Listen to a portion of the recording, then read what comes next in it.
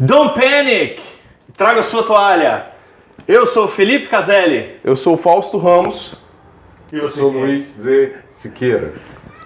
E esse é Hermetic Caos.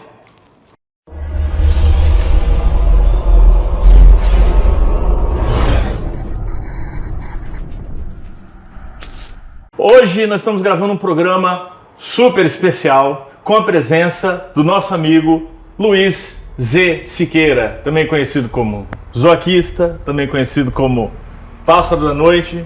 O que mais? Mas um monte aí, eu fui esquecendo com o tempo, aí resolvi assinar com o meu próprio nome, né? Luiz Siqueira mesmo. Ficou Z porque foi um apelido que no meio do caminho pegou, que as pessoas tinham dificuldade de falar zoaquista.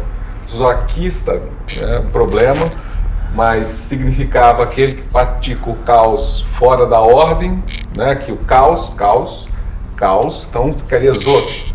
Né? E tinha aquele negócio caoísta, não era então caoísta, era zoaquista. Esse negócio de ista é foda também. Aí ficou o Z como apelido, né, no meio do tempo. Bota fé. Nós estamos gravando com toalhas porque tá quente pra caralho. E a gente não pode ligar ventilador porque atrapalha na captação. Vocês vão ouvir de vez em quando um trânsito porque a janela tá aberta, porque, né?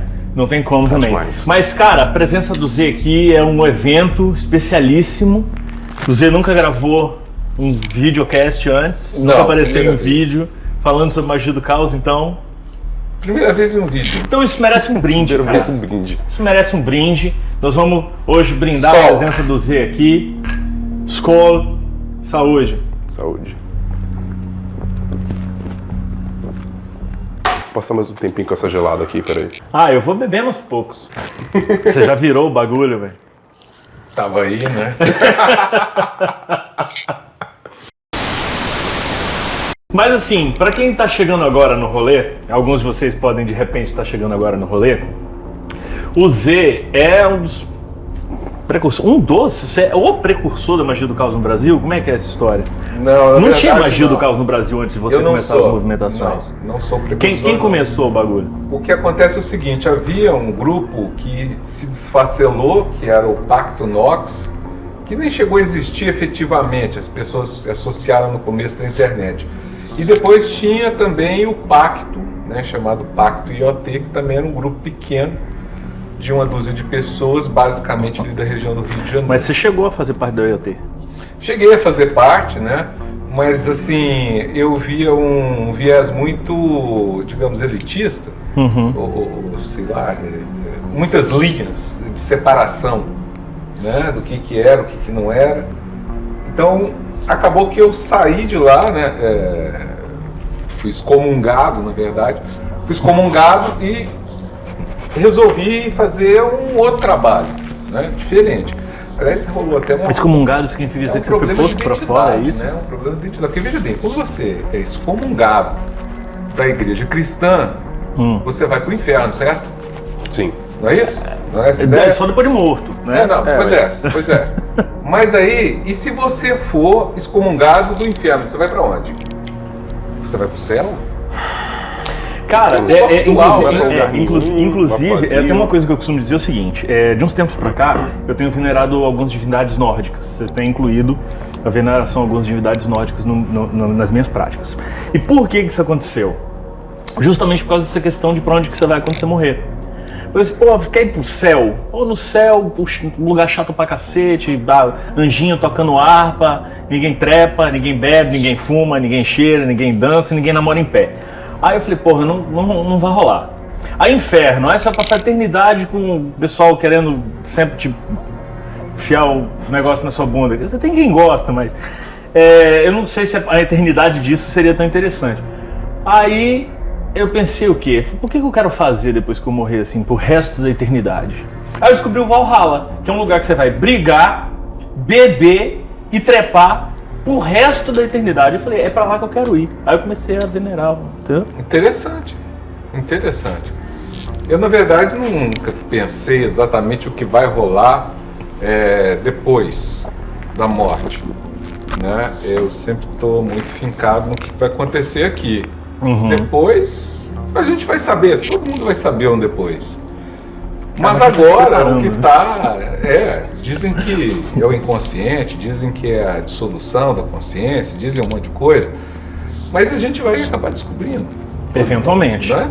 Enquanto isso, o que a gente precisa? Você vai morrer. Penso eu que não é essa preocupação com a existência do céu e inferno, mas com a própria existência viva aqui na Terra, né? Claro. Porque é isso que importa. Por enquanto você está vivo.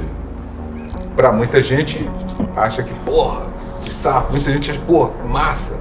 Mas é a experiência. Até porque a gente tem céus e infernos enquanto a gente ainda tá vivo. Como estados mentais. Da gente passar por passagens de momentos que a gente fala, nossa, hoje eu tô num inferno. Hoje eu tô no meu inferno astral, como algumas pessoas chamam.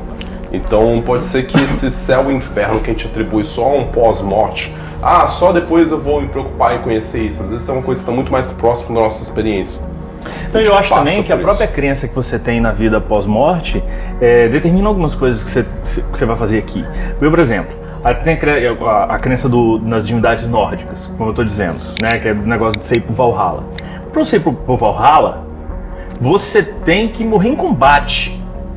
Quer dizer, significa, você tem que, para você merecer o Valhalla, você tem que ser o melhor guerreiro. Você tem que ser o melhor naquilo que você faz. Você tem que se dedicar ao máximo, você tem que morrer com sua espada na mão. Simbolicamente, o que significa, né, estar sempre com a espada na mão? Morrer com a espada na mão, legal. Mas eu acho que simbolicamente isso traz também consequências para a vida do lado de cá. Posso crer? Sim, sem dúvida. Qualquer, na verdade, filosofia que você adotar de vida, você praticar, vai acabar abrindo um caminho de compreensão do que você vai fazer aqui ou depois. O que é interessante a gente notar também essa questão da base 2, céu e inferno, aqui e depois. Não é? Veja você que hoje a gente está todo mundo muito fincado nisso. Dialética. A dualidade, né? Dualidade. Eu estava lendo um conto, uma novela, na verdade, do escritor aqui do César Carone, que falava que uma das grandes criações mágicas seria o sistema binário. É verdade que isso existe há muito tempo, mas também é verdade que hoje praticamente está tudo fincado nesse sistema. E a nossa própria compreensão da vida acaba vindo numa base binária. E aí eu pergunto, mas por que a gente só tem que usar essa base? Aí você fica naquela coisa de sim, não, acertei, não, certo, errado. Sucesso, fracasso. Sucesso, fracasso, né? Que é justamente onde as coisas, esses polos acabam formando as nossas ideias. E eu penso, porra, mas poderia ser uma base de 3? Você tem o sim, o não e o talvez? Você tem o passado, o futuro e o presente, o agora, como também uma base ternária.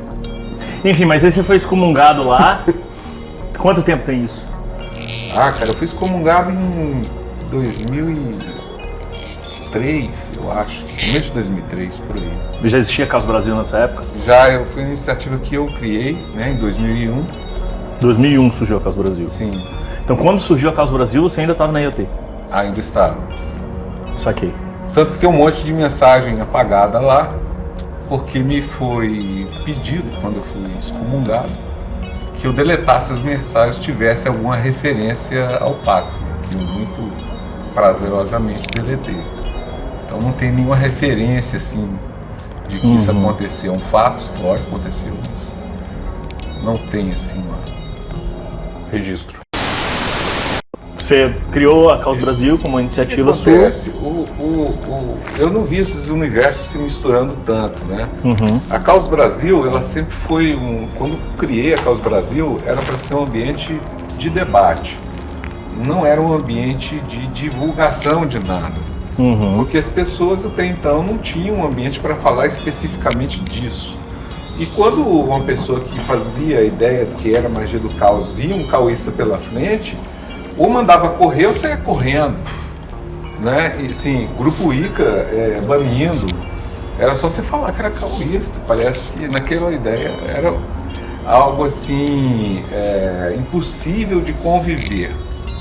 Bom, então por que não montar um grupo dos impossíveis de conviver? Aí que surgiu o Brasil, né?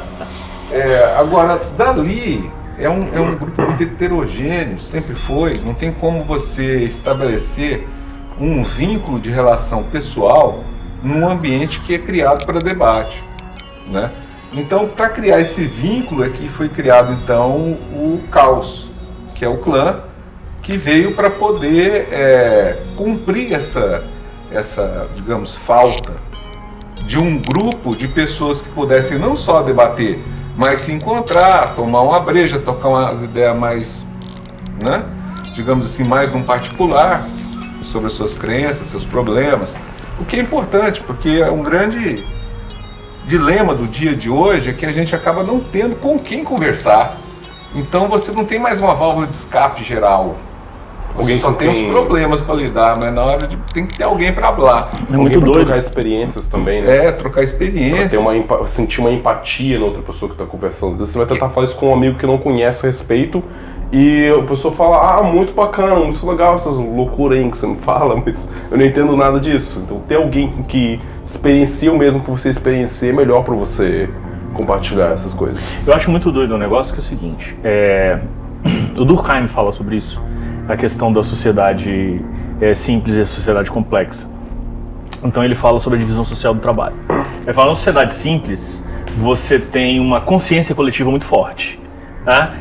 Na sociedade simples, tipo naqueles modelos de sociedade tribal, por exemplo, todas as crenças, os valores são mais ou menos compartilhados por toda a tribo. Não tem pensamento divergente, não tem um dissonante no meio. Na sociedade complexa, como a divisão social do trabalho ela é mais complexificada, significa dizer, existem inúmeras funções, não existem só. Porque na sociedade tribal tem o quê? Serviço, trabalho que é feito por homens, trabalho que é feito por mulher, não tem muita diferença. Tem o cacique e o pajé, acabou. Na sociedade complexa como a nossa, você tem inúmeras funções que podem ser desempenhadas. Você está comentando sobre solidariedade mecânica. Solidariedade mecânica e solidariedade orgânica, exatamente isso. Sim. E aí na sociedade complexa o que acontece é que os valores, as crenças ficam individualizados. Então tem um negócio assim, tipo, eu tô aqui em Vitória praticando magia do caos e encontrei o Fausto, mas que aqui em Vitória, tipo, quem pratica magia do caos e tá na vibe do rolê mesmo, assim, inclusive trabalhando pelo crescimento do negócio, não tem mais ninguém que eu conheça. Eu conheço também, não. Sabe, é difícil achar alguém aqui para conversar a respeito. Tem pessoas que têm curiosidade, tem umas pessoas que envolvem com outros segmentos de magia, já tiveram interesse por magia do caos, mas eu não vi mais ninguém de ter compromisso de realmente pegar isso e acolher para si mesmo, falar, eu sou um mago do caos, eu vou praticar, eu vou estudar, eu vou levar isso adiante. É muito doido. Realmente é um nicho pequeno, né? Ele sempre foi pequeno. Basta ver que é mais fácil, porque o que acontece? Quando você deixa de ter uma estrutura pronta, as pessoas ficam meio perdidas. Então, se você vai para uma ordem, né, digamos assim, whatever, você vai lá para uma Otto, você tem lá uma estrutura pronta, você tem toda uma forma de proceder e evoluir, todo um caminho que inclusive já é editado, é um programa, já é editado aquilo, né, e é cobrado, né, e quando você chega na magia do caos tipo, foda-se o programa. A primeira coisa que você põe fogo é na pauta, no programa, naquilo que foi feito para dizer tem que ser assim, não tem que ser assim, pode ser diferente. Mas aí, quando você tira... Rapidinho, um parêntese. Inclusive, a gente começou o videocast com essa ideia de tipo, sentar na frente da câmera e com um tema geral e começar a trocar ideias sobre o tema. Aí teve gente que veio nos comentários dos vídeos e falou assim, talvez fosse legal vocês terem tópicos que vocês vão falar, uma pauta para abordar, escrever um roteiro antes, um texto. Meu amigo, peraí, deixa eu explicar um negócio. Aqui é caos, entendeu? Não tem roteiro, não tem programa, não tem... É espontâneo o bagulho. E é mais no fluxo, né? Essa associação que a gente vai fazendo, conversando sem uma pauta, né? Ela meio que reproduz mais o que é um fluxo do inconsciente, um fluxo mágico, né? Ele vai acontecendo, né? Ele vai rolando. Não tem um ritual que faça a experiência de agora acontecer. Ela é sem ritual, essa experiência do agora, né? E isso talvez a magia do caos afasta a pessoa, porque aí a pessoa fica, poxa, mas como é que eu vou chegar ali, né? Assim, o povo é estranho, cada um acredita numa coisa diferente, né? Mas assim, talvez isso, né? Não sei. Mas eu acredito que se a gente começar a falar mais do que busca a magia do caos, talvez a gente consiga fazer com que essa mensagem, essa ideia, chegue a pessoas que hoje nem sabem o que é magia, né? Porque, veja bem, se você propõe um caminho mágico para uma pessoa que nunca estudou magia antes, você propõe um caminho mágico baseado em Telegram, de um nível de estudo equivalente a um curso superior, não é? Então, assim, porra, é um compromisso, velho, né? Um compromisso. Sim. Né? Na magia do caos, cara, você não tem essa necessidade de ter um conhecimento prévio. O que você tiver prévio como experiência de vida, tá valendo, é aquilo ali. O teu campo de ação tá pronto, né? A tua vida. As técnicas que você pode aprender, as formas de desconstrução, do que você acredita, tudo bem, você vai pesquisar isso, mas não são necessários 4 anos de estudo. Você, com algum estudo, trocando alguma ideia, você consegue pegar o que é que você precisa fazer. A grande questão é que eu acho que para dar certo, né, a pessoa precisa ser muito honesta consigo mesma.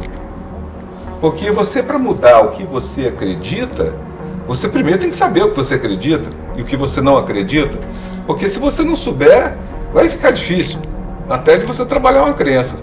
Não é que o diabo eu vou fazer, eu não sei nem o que eu acredito. E muitas dessas coisas estão no inconsciente. Então você precisa procurar como? Você não vai procurar através da linguagem. Se está no seu inconsciente, seu corpo vai manifestar. Ele vai manifestar de diversas formas, sensações, emoções, quando você deparar com aquela ideia. Doenças psicossomáticas. Ou isso, né? Na pior dos piores casos. Né? Gatilhos. Eu tô comentando que você estava falando sobre o corpo nosso demonstrar isso. Eu estava até recentemente lendo, estudando sobre isso, que livro que eu peguei emprestado com você, do Jung, sobre como os nossos complexos eles se manifestam no nosso dia a dia, muitas vezes por alguma reação emocional que a gente tem a alguma coisa que a gente não compreende por que a gente reagiu àquilo. Às vezes a gente se depara com uma imagem de alguma coisa que tem alguma relação com um trauma, com uma memória antiga, e a gente não sabe por que aquilo nos abala, aquilo nos balança, e porque a gente tem associação com uma coisa enraizada, né? É um complexo, né? É um complexo. Bom, sim, eu gosto de metáforas, né? Enraizado. Bom, tá certo, é uma metáfora legal. Mas eu acho que a melhor metáfora para isso, de repente, é como se fosse uma corrente, só que ela tá solta. E ela grava. Lá no passado, muito possivelmente a primeira gravação tenha sido ainda na infância, onde há uma gravação dessa emoção, desse caminho neuronal, isso tudo que o corpo produziu, isso é memorizado, né? E aí lá na frente, sei lá, depois da adolescência ou ainda na idade, isso volta, você não lembra. Você não lembra do que aconteceu lá na hora que volta, você só lembra da emoção do corpo. Sim. Desassociada daquela ideia, você não compreende mais a ideia, mas ela gravou, ela está lá, ela está no inconsciente. Ou seja, quem é que está falando com você a respeito do teu inconsciente? Primeiro, o teu corpo, porque ele vai fazer o seguinte: quando uma ideia for recalcada, quando uma ideia foi bloqueada, porque ela significa algum tipo, nível de perigo para o seu sistema de crença, o corpo vai produzir um afeto, uma afetação. Né, que pode ser, às vezes é um calor, a pessoa fica, né, ou às vezes é uma angústia, um aperto no peito, ou é uma ansiedade, ou é uma fobia, um desconforto, porque a energia passa. Quando a energia passou do inconsciente para o consciente, bloqueou a ideia, mas você percebeu a energia. Então, peraí, é a primeira pedra do caminho. Me sentir mal, preciso olhar para isso. Preciso olhar para dentro, preciso olhar para isso. Há algo que eu não estou percebendo dentro de mim que eu preciso perceber. Porque só através de você conhecer qual é a crença inconsciente que está gerando aquilo que você vai conseguir trabalhar ela, senão ela vai continuar ali. E quanto mais você não trabalha com ela, mais força ela ganha. Porque cada vez que você tem de novo esse contato com essa energia, com essa emoção, você acaba tendo uma nova experiência que meio que não se sobrepõe, mas insere novas experiências, nova carga, mais energia para essa primeira experiência, para esse primeiro trauma. São os ímagos que compõem a constelação do complexo. Então, o complexo ele começa pequeno, mas ele vai crescendo. À medida que a gente não dá atenção para ele acaba tomando a gente pro complexo, se a gente não deixar. Se a gente não se prevenir contra isso. Essa conversa continua. Semana que vem, a gente vem com a próxima parte dessa entrevista. Beleza? Fica aí. Sai não.